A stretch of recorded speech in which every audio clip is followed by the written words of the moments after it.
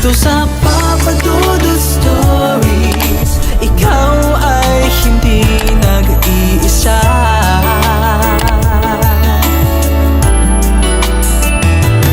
Dito sa Papa Dudut Stories, may nagmamahal sa'yo. Papa Dudut Stories, Papa Dudut Stories. Sa lahat po ng mga nakatutok ngayon, huwag pong kalimutan mag-like, mag-share at mag-subscribe. Maraming salamat po sa inyong lahat.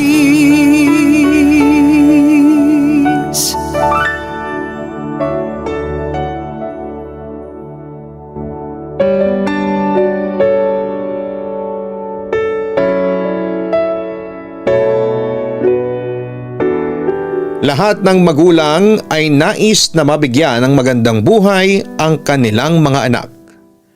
Kaya nga ang iba sa kanila ay handang magsakripisyo at magtrabaho sa malayo para maibigay ang pangangailangan ng mga mahal sa buhay. Ayun nga lang ay may mga tao na sadyang marupok at nasisilaw sa kaunting pera na kanilang nakukuha mula sa ibang bansa. Dear Papa Dudut, itago niyo na lamang po ako sa pangalang Carding. 47 years old at nakatira dito sa Nueva Ecija kasama ang dalawang anak ko. Nakilala ko ang nanay ng dalawang anak ko na si Rosario sa isang karinderya na malapit sa pinagtatrabahuhan ko. Naging nobya ko siya, nagsama kami sa isang bahay at hindi nagtagal. Nabigyan kami ng dalawang anak. Ilang taon nang lumipas, nagtrabaho siya sa abroad, Papa Dudut. Maayos ang mga unang buwan niya doon dahil palagi siyang nagpapadala ng sulat sa amin. Nahirapan din ako dahil yon ang unang pagkakataon na napalayo siya sa amin ng mga anak ko. Pero kailangan kong magpakatatag bilang padre di pamilya. Maaga pa lamang ay bumangon na ako buhat sa pagkakahiga sa lumang papag. May ngiti sa labing pinagmamasdan ng dalawa kong anak na mahimbing sa pagkakatulog sa aking tabi. Pagdakay masuyo kong hinaplos ang buhok ng mga ito. Mahal na mahal ko talaga ang mga anak ko at gagawin ko ang lahat para maibigay sa mga ito ang higit na pagkalinga, pag-aaruga at pagmamahal ng isang ama at bilang tumatayong ina na rin sa kanilang dalawang anak. Tutuparin at pupunan ko ang naipangako ko sa aking asawa na ngayon nakikipagsapalaran sa ibang bansa. Labag man sa kalooban ko noon, ang paglisa ng asawa ko ay wala rin akong nagawa sa huli. Papa Dudut, bilang haligi ng tahanan ay alam ko na ako dapat ang magbanat ng buto at gumawa ng paraan upang itaguyod ang aking buong mag-anak. Ako dapat ang makipagsapalaran sa iba yung dagat, subalit sanhi ng hindi inaasahang aksidente ay nawalan ako ng kakayahang makapaglakad ng maayos na naging dahilan upang hindi matuloy ang pangingibang bansa ko. Nagtatrabaho ako noon bilang isang construction worker na sinubukang iligtas ang kaibigan mula sa pagkakabagsak dito ng semento. Naisalba ko nga ang kasamahan ko, ngunit sa aking paa naman bumagsak ang mga yon. Ipinagpapasalamat ko na lamang dahil nakakapagtrabaho pa rin ako sa kabila ng pinsalang natamo ko. Mula nang umalis ang asawa ko para magtrabaho sa abroad ay nasanay na akong gumising ng maaga upang ipaghanda ng almusal at baon ang mga anak ko sa pagpasok nila sa eskwelahan. Halos magkatabi lang din kasi ang ginagawa naming gusali sa pampublikong paaralan na pinapasukan ng dalawang anak ko. Magtatapos na ng grade 6 noon ang aking panganay na si Alexis. At si Bunso naman ay nasa ika-4 na baitang. Lumalaki na rin ang aking mga gastusin talaga noon, pero ang tanging pangarap ko lamang ay ang makapagtapos ng pag-aaral ang mga ito upang sa gayon ay hindi matulad sa akin na hindi nakatungtong sa mataas na antas ng edukasyon. Ibig kong guminhawa ang buhay ng mga ito sa hinaharap at hindi maranasan ang anumang paghihirap na tinatamasa ko ng mga oras na yon. Ang sarap naman po ng niluluto mo, Itay. Mula sa bukana ng maliit na kusina ay sumungaw doon si Alexis. Pikit ang mga mata habang hinihimas ang tiyan at sinasamyo ang piniprito kong tuyo. Masarap talaga ito, anak, dahil ito ang paborito ninyo ni Ella. Nakangiting tugon ko. Kung sana'y may kakayahan lamang ako na bumili ng lechon para sa mga ito ay gagawin ko upang hindi magtiyaga sa pritong itlog at tuyo ang aking mga anak sa pang-araw-araw. Ngunit magtitiis muna sila kung ano ang nakahain sa mesa. Magandang umaga po, Itay. Magandang umaga rin sa iyo, kuya. Malapad naman ang ngiting bate ni Ella sa amin ang kuya niya. Mukha na po ba akong Princess Anna, Itay? Ang sabi nito at umikot-ikot upang lalong ipamala sa ama kung gaano kaganda ang pagkakaayos nito ng sariling buhok, katulad ng pagkakatirinta sa buhok ng paboritong Disney princess na napapanood nito sa kapitbahay. Napakaganda naman ng prinsesa ko at sa tingin ko ay walang sinabi ang prinsesang tinutukoy mo, anak. Walang patumpik-tumpik na tugon ko. Ipinagpapasalamat ko at hindi katulad ng ibang mga bata sina Ella at Alexis na kailangang gisingin sa umaga at piliting maligo. Hindi rin kailangang tulungan sa pagsusuot ng uniforme at kung ano-ano pa. Tinuruan kasi ito ng asawa ko kung paano maging independent sa simpleng mga bagay-bagay. Isa pa'y sadyang matalino ang aming mga anak. Tay, baka naman po hindi pag-aaral ang inaatupag ni Ella kundi ang paghahanap ng prinsipe. Biro pa ni Alexis na ikinasimangot ng nakababatang kapatid. Natural lang sa isang prinsesa na magkaroon ng prinsipe, kuya. Pero dahil nga bata pa ako ay isasantabi ko muna yan. Nangako kasi ako kay inay at itay na magtatapos ako ng pag-aaral para maiahon ko kayo sa kahirapan. May paninindigang sagot din ni Ella. Hinila nito ang katabing upuan ng kapatid bago pinaunlakan ang sariling maupo. Ako ang kuya, kaya ako ang mag-aahon sa atin sa kahirapan. Hindi ba, Itay? Sabi ng anak ko na binalingan ako ng tingin. Nagagalak naman ako na nilapag ang ulam sa lamesa bago nagsalita. Mga anak, masaya na kami ng inyong nanay kung masigurado namin na maganda ang inyong pamumuhay sa hinaharap. Hindi naman basihan at batayan ng labis na karangyaan. Ang mahalaga ay buo ang ating pamilya at nasa maayos kayong kalagayan. Wika ko na nakisalo na rin sa almusal. Isa rin sa mga ipinagpapasalamat ko sa Diyos ay pagkakaloob sa akin ng matatalinong mga anak na sa edad 11 at 9 ay hindi mo akalain na makapagsasalita ng ganon, Papa Dudut. Kung sana'y may kakayahan lamang akong makahanap ng magandang trabaho. Pagdakay lumungkot ang mukha ko nang sabihin yon.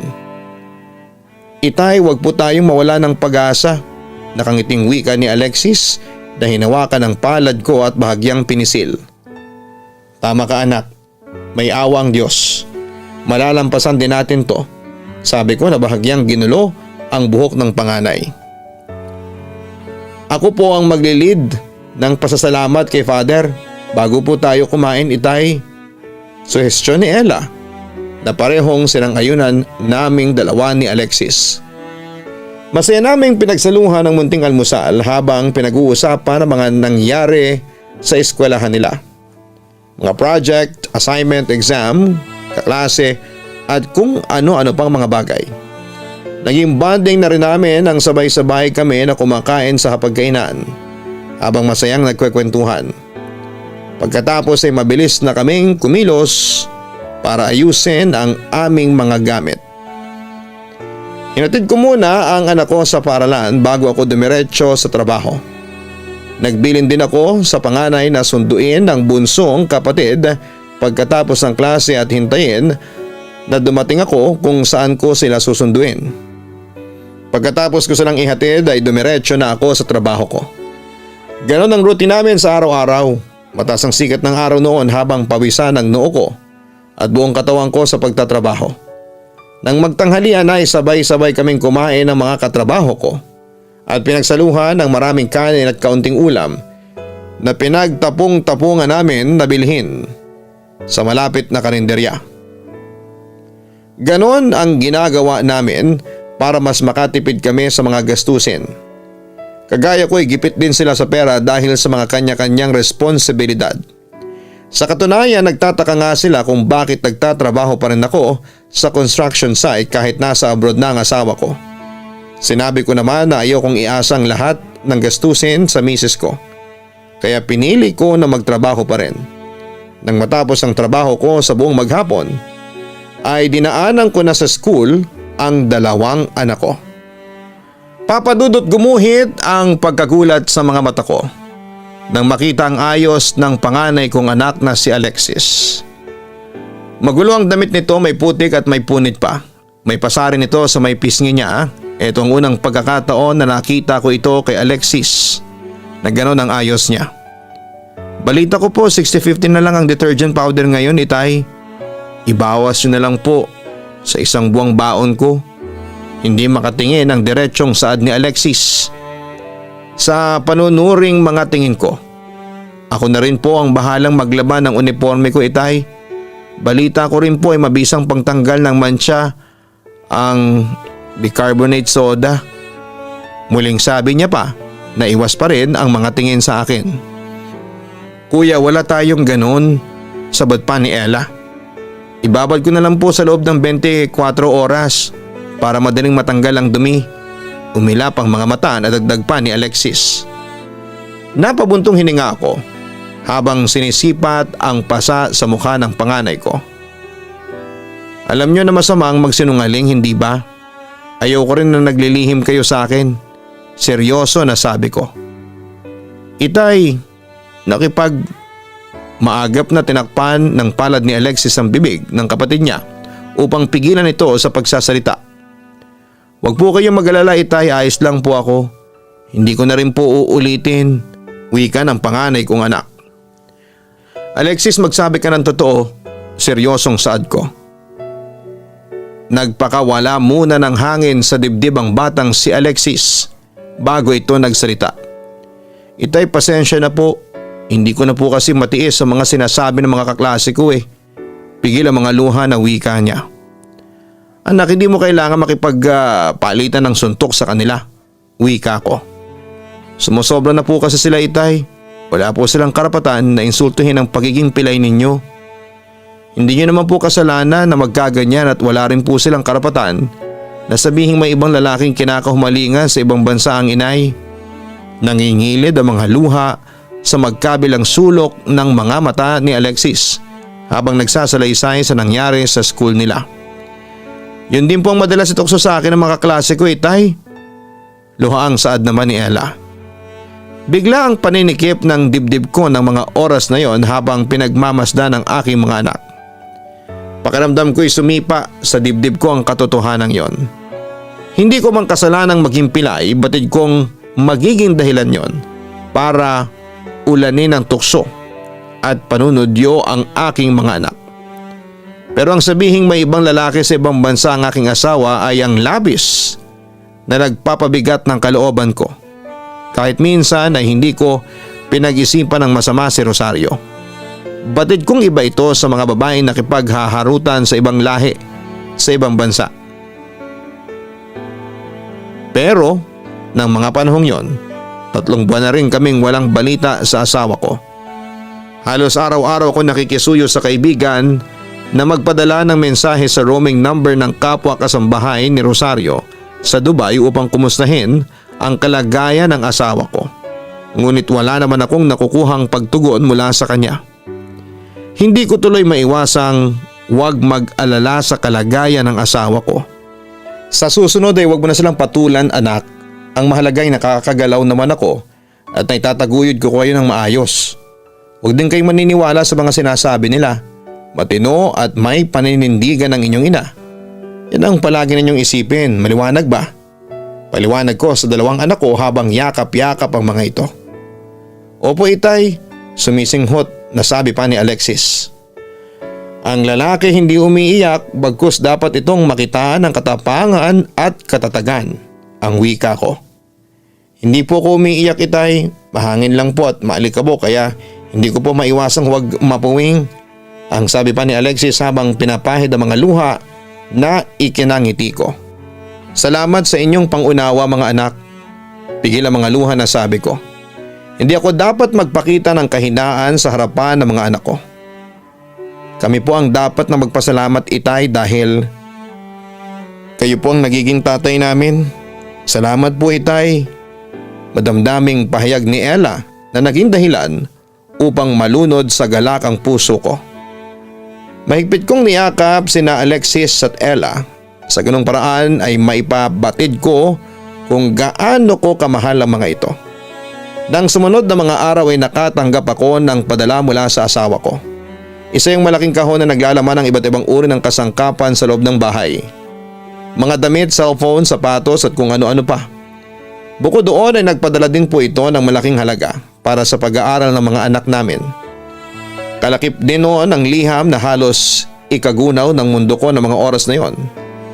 Naninikip ang dibdib ko sa pakiwari ko'y may libu-libong patalim na paulit-ulit na tumutusok sa aking dibdib habang binabasa ang liham ng asawa ko.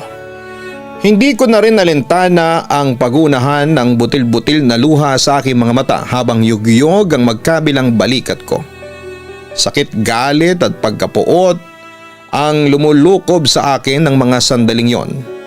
Ayaw kong maniwala na magagawa kong saktan ng ganito ni Rosario. Pero batid kong sulat kamay yon ng asawa ko. Noon pa man ay palagi naming napagtatalunan ng tungkol sa pera. Ngunit hindi naging batayan yon upang magbago ang tingin ko sa kanya.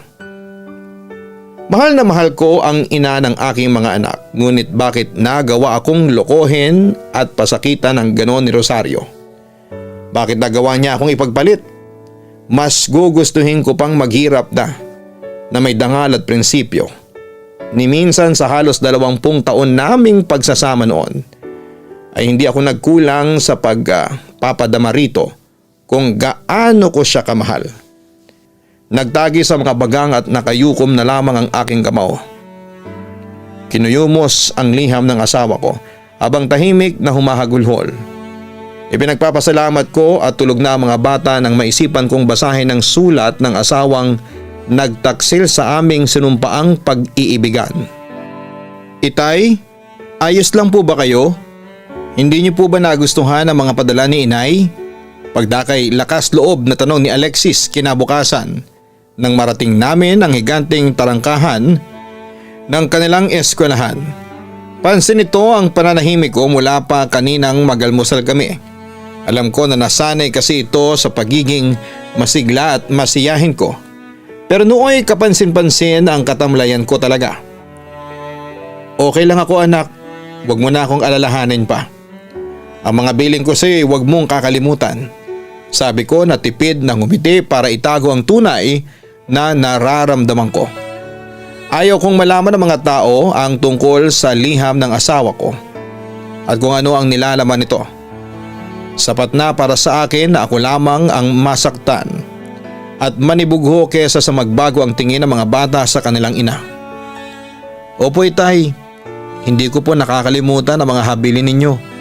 Tugon ng panganay ko. Mabuti naman kung ganon anak. Sabi ko na yumuko upang ipantay ang mukha sa bunsong anak. Ang prinsesa ay hindi nakikipag-away. Malinaw ba yon, Ella? Bilin ko. Opo Itay, hindi ko po sasayangin ang laway ko sa pagpapalitan ng maanghang na salita sa mga kaklase ko. Maagap na tugon ng batang babae. Hinalikan ko sa noo ang bunsong anak ko bago ako tumayo, Papa Dudut. Sige na, pumasok na kayo sa loob. Utos ko na agad namang sinunod ng dalawang bata. Mabigat pa rin ang dibdib na nasundan ko ng tanaw ang papalayong mga anak. Wala akong hinangad kundi mabuo ang aming pamilya at may bigay sa mga ito ang kaukulang pangangailangan.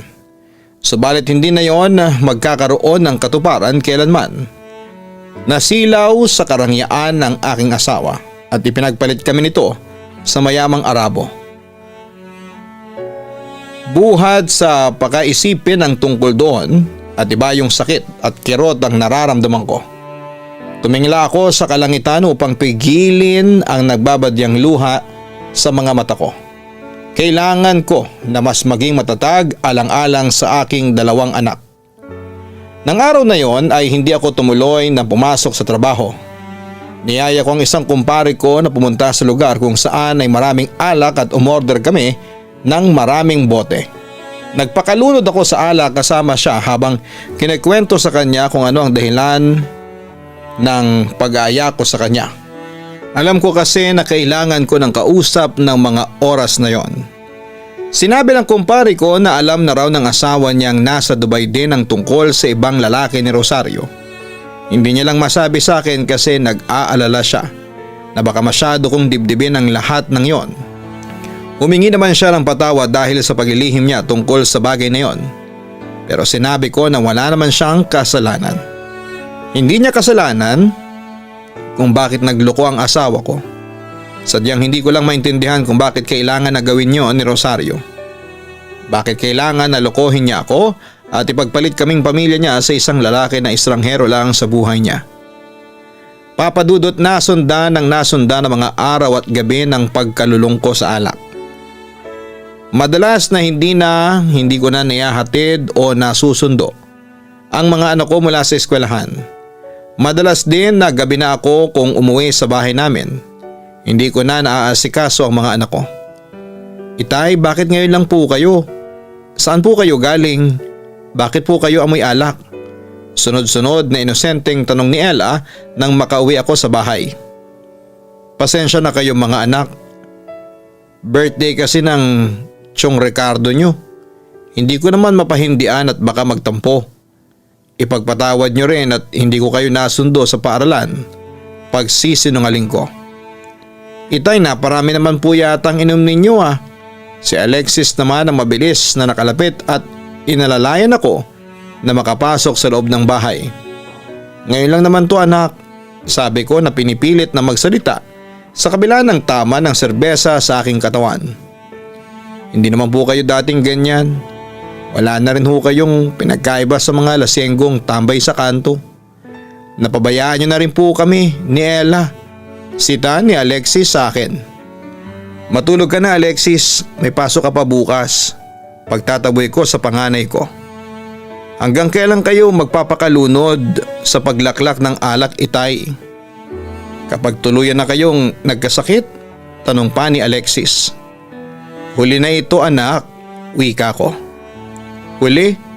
Maraming beses nyo nang sinasabi ang salitang yan itay. Pero araw-araw pa rin kayong umiinom. Alam mo bang 3 araw nang may lagnat si Ella? Kung sabagay, paano nyo naman po malalaman? Gayong hating gabi na kayong umuwi. Hindi naman namin kayo makausap sa araw dahil tulog kayo. Wala na kayong oras sa amin ng kapatid ko, dagdag pa ni Alexis. Kung sana'y naririto lamang ang inay, hindi. Hindi na babalik ang nanay ninyo. Putol ko sa naisabihin ni Alexis habang nagpipigil ng luha ko. Wag mong babanggitin ang nanay mo dahil wala na siyang pakialam sa atin. Alam ko na baka sa tono ng pananalita ko ang pait at sakit dulot ng pagtataksil ng asawa ko. Bakit po itay? Dahil ba rito kaya kayo nagkakaganyan?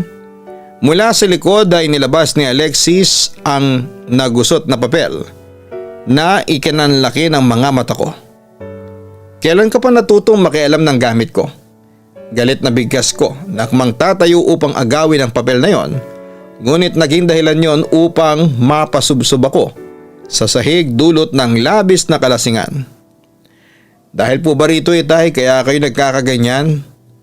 Pag-ulit niya pa na itinaas ang gusot-gusot na papel. Iniwan man tayo ninay, hindi yon sapat na batayan para magkaganyan kayo at makalimutan niyo kami. Hilam sa luhang pahayag ng panganay kong anak. Itay, nandito naman po kami ni Ella. Nakikita niyo, nahahawakan, nayayakap at karamay niyo po kami sa lahat ng oras. Maging sa hirap man o ginhawa. Muling saad pa ni Alexis. Itay, hindi po namin kayo iiwan ni kuya. Dito lang po kami lagi sa tabi ninyo. Sana po ay tumigil na kayo sa pag-inom ng alak. Umahagulhol na pakiusap ni Ella mula sa kabilang panig ng maliit naming sala. Tila itinulos naman ako sa kinakatuyuan ko sa tinurang iyon ng aking mga anak. Naging bulag ako at pabayang ama buhat ng matanggap ko ang liham ng asawa ko. Masyado kong nasaktan sa pagtataksil nito sa akin na naging dahilan upang mapabayaan ko ultimo ang dalawang anak ko. Nilulung ko ang sarili ko sa alak sa pag-aakalang mawawala at makakalimutan ko ang pait at sakit sa panlulokong inukit ni Rosario sa aking puso. Subalit nagkamali ako, Papa Dudut. Napakalaking pagkakamali ang nagawa ko sa kanila. Hindi ang alak ang kasagutan sa anumang nararamdaman kong sakit na mga oras na yon. Bagkos ay naging dahilan yon upang mapabayaan ultimo ang dalawang nagmamahal sa akin na mga anak ko. Patawarin niyo ako mga anak, patawad. Napahagulhol na wika ko. Tuluyan ko nang pinakawalan ng hapding dinadala ko ng mga oras na yon. Inayaan kong magmalabis ang mga luha sa magkabilang mga mata ko. Pinagsisihan ko ang pagiging hangal at duwag sa pagtanggap sa katotohanan na yon. Itay, halos magkapanabay na tawag ng magkapatid sa akin. Dinaluhan at niyakap nila ako ng mahigpit habang pareho silang umiiyak. Nais nilang ipabatid sa akin na hindi nila ako iiwan anuman ang mangyari. Mahal na mahal po namin kayo, Itay. Hilam sa luhang wika ni Alexis. Mahal na mahal ko rin kayo mga anak ko. Puno ng pagsisising sabi ko. Ipinangako ko sa sarili ko na hindi na ako iinom ng alak. Magsisikap ako upang mapabuti at mapagtapos ng pag-aaral ang aking mga anak. Higit sa lahat ay nangakong magiging ulirang ama at huwarang magulang sa mga ito. Hindi ko nahahayaan na tuluyang masira ang buhay naming mag-ama nang dahil sa kapirasong liham. Papa Dudut, halos 10 taon nang nakalipas mula na mangyari ang lahat ng ito. Malapit nang magtapos ng kolehiyo si Alexis pero nakakatulong na siya sa akin sa mga gastusin dahil sa part-time job niya. Ayoko nga sana siyang payagan na magtrabaho habang nag-aaral kaya lang ay naging mapilit siya. Ako naman ay nagtatrabaho na bilang foreman sa construction site. Mas malaki na ang kinikita kong pera ngayon kumpara sa noon. Masaya kahit papaano kasi higit na muli pang nagparamdam o nagpakita ang dati kong asawa na si Rosario. Kasama ko naman ang dalawang anak ko. Tuluyan ko na lang na kinalimutan ang babaeng sobrang minahal ko dahil nalaman ko na nagpakasal na sila ng kanyang asawa doon sa Dubai. At may 3 na rin silang mga anak. Sana lang sa oras na mapagbigyan niya ng pagkakataon ng sarili niya na makita ang dalawang anak namin ay magawa siyang patawarin ng mga anak ko. Dito ko na rin po tatapusin ang sulat ko at naway nakapag-iwan po ito ng aral sa mga nakikinig ngayon.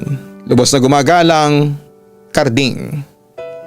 Maraming salamat, Carding, sa pagsulat mo dito sa aking YouTube channel.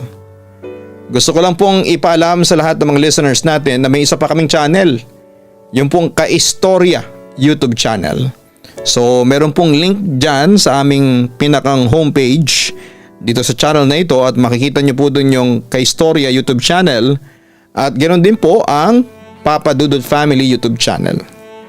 Sana po ay mag-subscribe din po kayo at makinig din sa Kaistorya at sa Papa Dudut Family YouTube channel. Sa totoo lang ay nakakalungkot pakinggan ang kwento ng ating sender dahil sa mga pinagdaanan niya sa buhay at kasama ng kanyang mga anak. Pero naniniwala ako na nakapag-iwan ito ng malaking aral sa ating mga kaistorya na nakikinig sa ngayon na anuman ang pagsubok na dumating sa ating buhay, manatili tayong matatag lalo na para sa mga taong nagmamahal sa atin.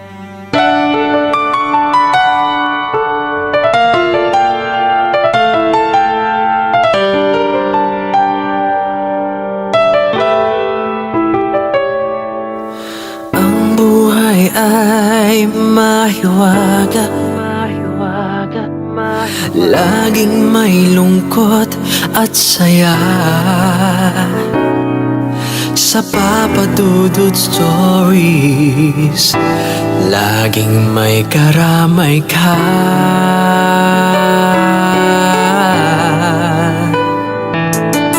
Mga problemang kaibigan, dito ay pakikinggan ka. Sa Papa Dudut Stories, kami ay iyong kasama. Dito sa Papa Dudut Stories, ikaw ay hindi nag-iisa.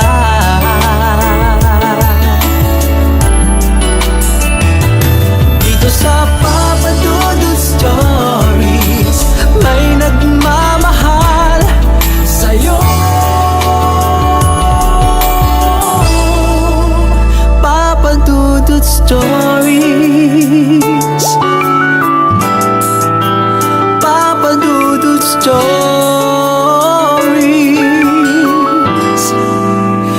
Papa Dudut Stories.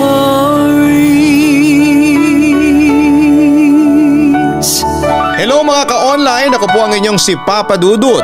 Huwag kalimutan na mag-like, mag-share at mag-subscribe. Pindutin ang notification bell para mas maraming video ang mapanood ninyo.